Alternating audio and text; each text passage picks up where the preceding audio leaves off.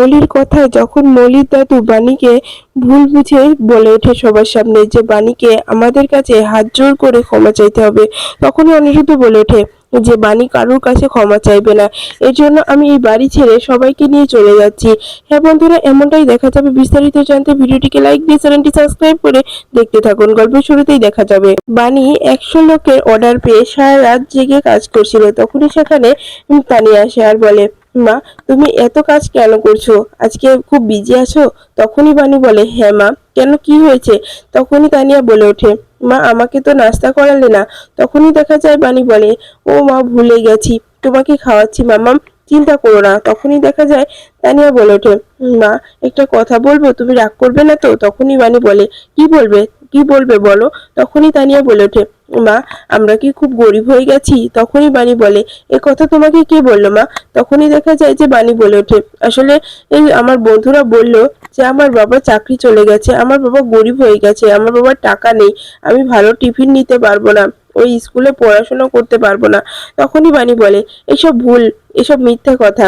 কারণ তোমার বাবা গরিব হয় না, কিছু সময় আছে যে কিছু সময় কষ্ট থাকে, পরে আবার ঠিক হয়ে যায়। এখন আমরা একটু সমস্যার মাঝে আছি মা, এ বলে গরিব না।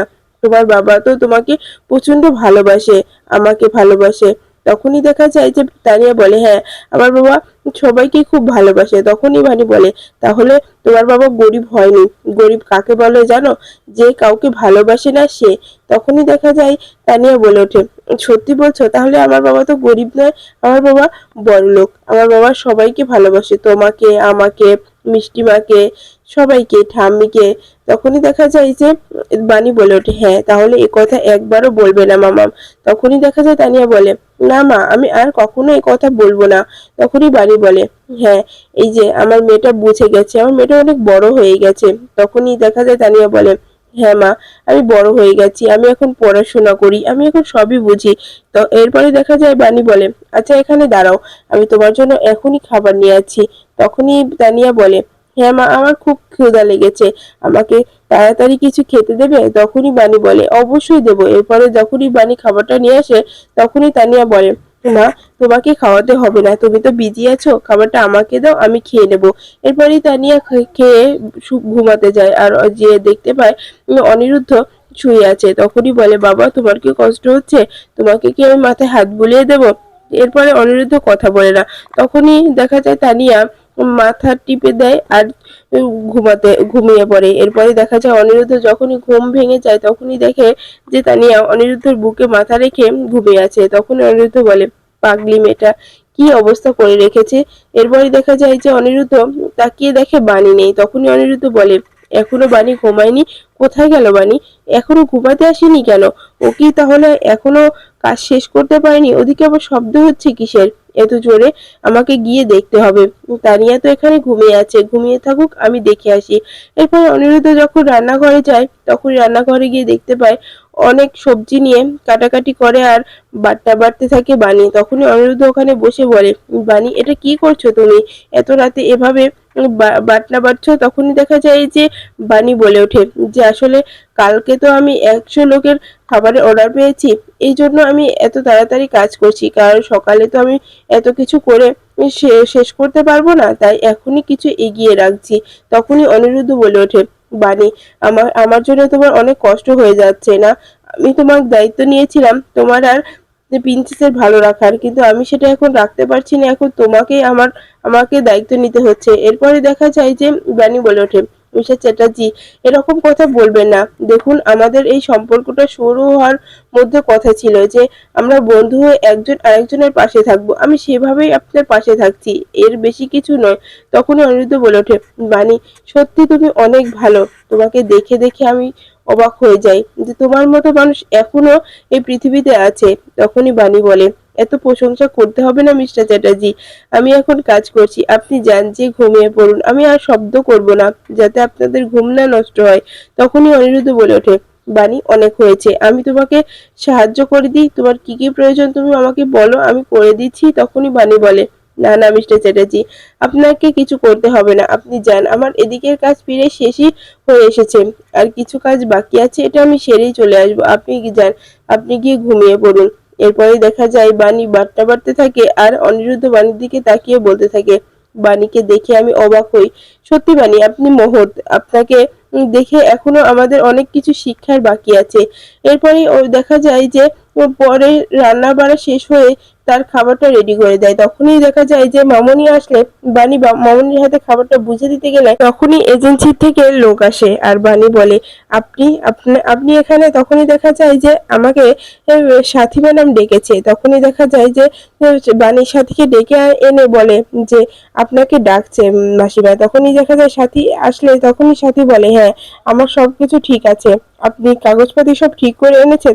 তখনই বাণী বলে ওঠে, যে মাসিমা কি নিয়ে কথা হচ্ছে? তখনই সাথী বলে, ওই যে যেটা বন্দুক নিয়ে তোমার সঙ্গে কথা হয়েছিল সে। তখনই আড়াল থেকে বান্টি এই সব কিছু শোনে আর বান্টি বলে, কি বন্দুকের কথা বলে?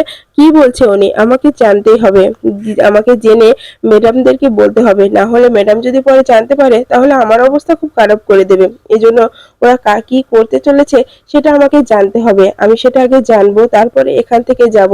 এরপরে বাণীর সাথীকে বলে যে মাসিমা আপনার সঙ্গে আমি 2 মিনিট আলাদাভাবে কথা বলতে পারি?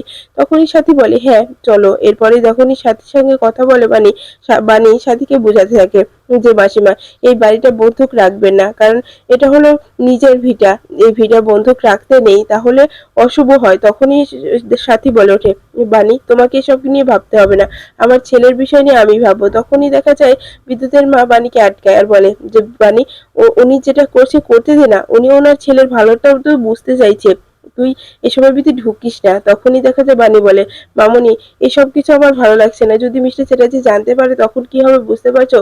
তখনই দেখা যায় যে বান্টি বলে, আমাকে এখনই গিয়ে জানাতে হবে ম্যাডামদের, না হলে অনেকটা দেরি হয়ে যাবে।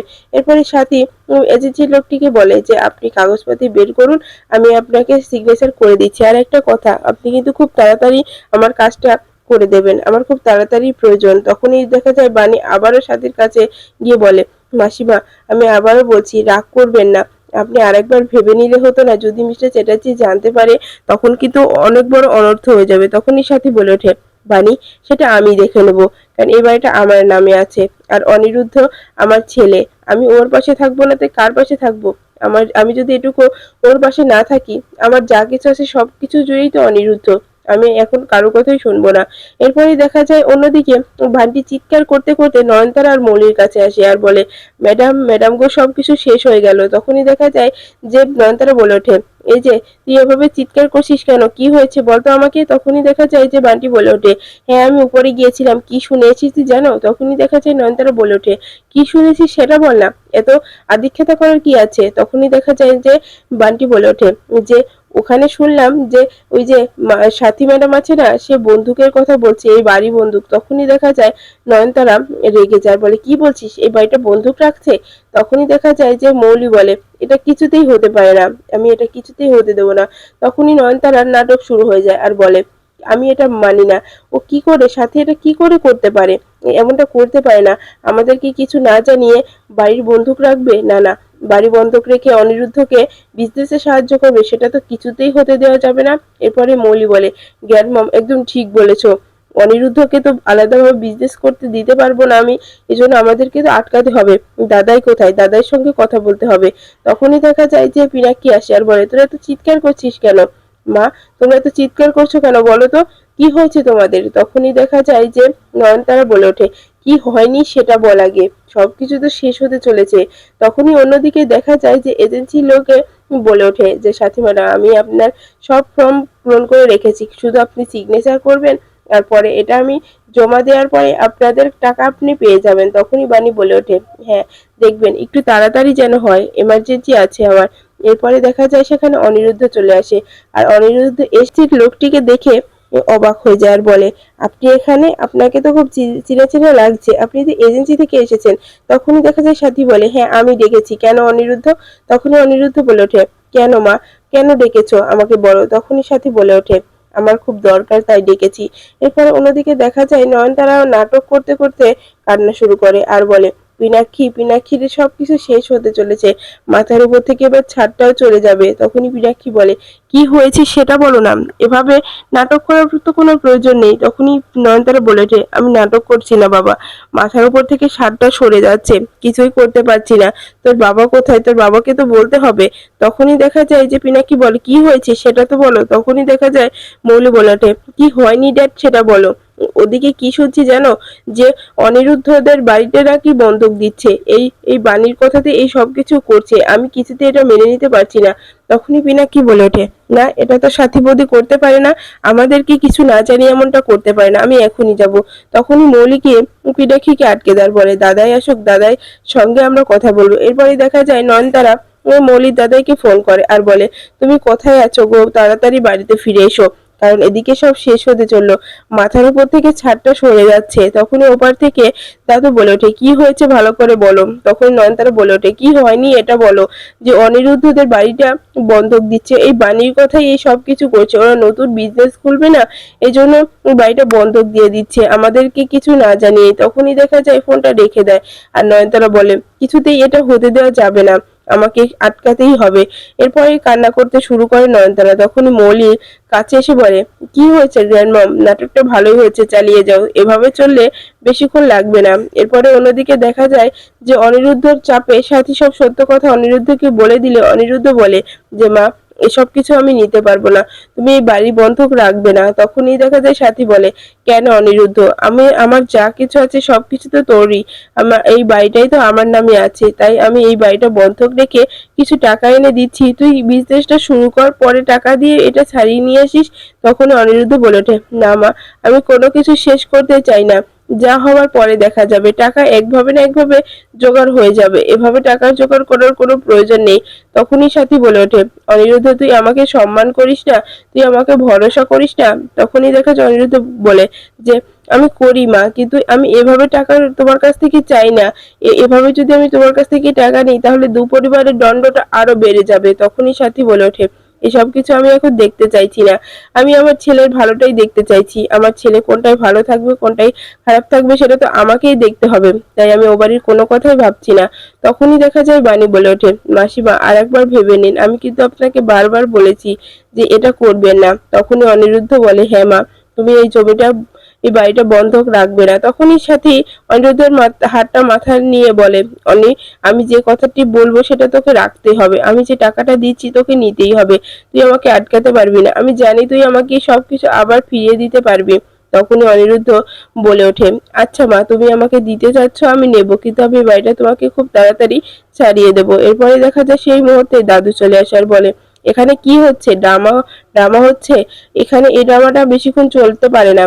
আর সাথী, আমি তোমার কাছ থেকে এরকমটা আশা করিনি, তুমি এতটা কেয়ারফুল হয়ে গেছো যে বাড়ির বন্ধক রাখবে, তুমি আমাদের কাছে একবারও জানানোর মনে করলে না। তখনই দেখা যায় সাথী বলে ওঠে, মেসোমশাই, আমি আপনাদেরকে বলি নাই, আসলে টাকাটা আমার খুব জরুরি দরকার, এই জন্যই আমি বাড়িটা বন্ধক রাখার সিদ্ধান্ত নিয়েছি। তখনই দেখা যায় যে দাদু বলে ওঠে, এটা কিছুতেই পারো না, এখানে তো আমরাও থাকি। তখনই দেখা যায় মৌলি বলে ওঠে, দাদাই তুমি বুঝতে পারছো না, এই যে ড্রামা কুইন আছে না, এই তো সবকিছু করছে, আসলে অনিরুদ্ধ আর আন্টির মাথাটা পুরোপুরি খেয়ে নিয়েছে। অনিরুদ্ধ আর আন্টিকে যা বলছে ওরা তাই করছে।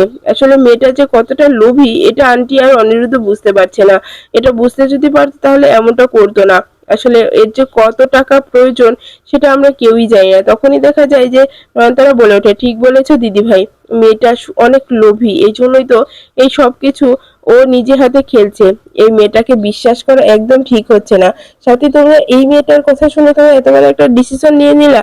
তখনই দেখা যায় যে সাথী বলে ওঠে যে, আপনি ভুল করছেন মাসিমা, সেরকম ব্যাপার না। তখনই দেখা যায় নয়নতারা বলে, সেরকমেরই ব্যাপার, আমি জানি, আমি জানি কি হচ্ছে। তখনই দেখা যায় যে অনিরুদ্ধ বলে ওঠে, দেখো ঠাম্মি, তুমি এখানে সব থেকে গুরুজন, তাই আমি তোমাকে সম্মান করছি, তুমি এমন কিছু করো না যাতে আমি তোমাকে অসম্মান করতে বাধ্য হই, আর তুমি আমাদের বাড়িতে এসেছো তাই আমি তোমাকে অসম্মান করতে চাই না। তখনই সাথী বলে, অনিরুদ্ধ থামো, কথা বলো না। তখনই দেখা যায় যে বাণী অনিরুদ্ধকে আটকে দেয় আর বলে, মিস্টার চ্যাটার্জি এভাবে মাথা গরম না করে মাথাটা ঠান্ডা করুন, এভাবে মাথা ঠান্ডা করে কোনো কিছু হয় না। তখনই দেখা যায় অনিরুদ্ধ বলে ওঠে, তাহলে আমি কি করব? তখনই পিনাকি বলে ওঠে, অনিরুদ্ধ তোমার কাছ থেকে অন্তত আমরা এটা আশা করিনি যে তুমি আমাদের সঙ্গে এরকম ব্যবহার করবে। দেখো ছোট মা এখানে গুরুজন, তাই তুমি গুরুজনদের সঙ্গে এরকম অসভ্যতা আমি করতে পারো না, সেটা আমরা কিছুতেই মেনে নেব না। আর বাণী যেটা করছে সেটা একদমই ঠিক কাজ করছে না। তখনই সাথী বলে ওঠে যে পিনাক্ষীদা এখানে বাণীর তো কোনো দোষ নেই। তখনই নয়নতারা বলে ওঠে, সাথী তা এরপরেও তুমি বাণীর হয়ে কথা বলছো, আমি তোমাকে দেখে অবাক হয়ে যাচ্ছি। তুমি বাণীকে না কত কথা বলতে। তখনই মৌলি বলে ওঠে, ড্যাড এখনো বুঝতে পারছো না ড্যাড, এই সব কিছু বাণীর চাল, এটা বাণী করছে। তখনই দেখা যায় বাণী বলে, আমি তো কিছু করিনি। তখনই মৌলি বলে, খুব ভালো করেই বুঝতে পারছি তুমি তুমি সব একাই করেছো, তোমাকে আমি ছাড়বো না। তুমি আমার কাছ থেকে অনিরুদ্ধকে কেড়ে নিয়েছো, এখন আবার অনিরুদ্ধদের কাছ থেকে এই বাড়িটা কেড়ে নিচ্ছ আমাদের পরিবারের সঙ্গে আলাদা করার জন্য। তখনই অনিরুদ্ধ রেগে যায় আর মৌলিকে উচিত জবাব দিতে গেলে তখনই বাণী আটকে দেয়। আর তখনই সেখানে তাপস চলে আসে আর বলে, একদম ঠিক বলেছো মৌলি, কারণ এই মেয়েটা যে পরিবারে যাবে সেই পরিবারটা ধ্বংস হয়ে যাবে। এখন ওর সাথী বুঝতে পারছে না। আর সাথী তাপসকে দেখে খুবই রেগে যায় আর বলে, তুমি এখানে কেন এসেছো? তোমাকে তো এখানে ডাকা হয়নি। তখনই দেখা যায় যে দাদু বলে ওঠে, আমি ডেকেছি তাপসকে, কারণ এই বাড়িটা বন্ধক যাচ্ছে, তাপসের তো জানার অধিকার আছে। তখনই অনিরুদ্ধ বলে ওঠে, না ওনার জানার কোনো অধিকার নেই। তখনই দেখা যায় দাদু বলে ওঠে, আমি এই সবকিছু ক্ষমা করে দেব যদি বাণী হাত জোর করে হাঁটু গেড়ে আমাদের সবার কাছে ক্ষমা চায়। তখনই অনিরুদ্ধ বলে ওঠে, আমার স্ত্রী কারোর কাছে ক্ষমা চাইবে না, আমি তাকে ক্ষমা চাইতে দেব না। আমি আমার স্ত্রীকে আমার পুরো পরিবারটাকে নিয়ে আমি এই বাড়ি থেকে চলে যাচ্ছি, এই বাড়ির আমার কোনো প্রয়োজন নেই। আমার সব সব অ্যাকাউন্ট কার্ড সব কিছু আমি দিয়ে যাচ্ছি এখানে, আমি আমার সঙ্গে কিচ্ছু নিচ্ছি না। আর তখনই দেখা যায় বাণী তার গলার হারটাও রেখে যায়।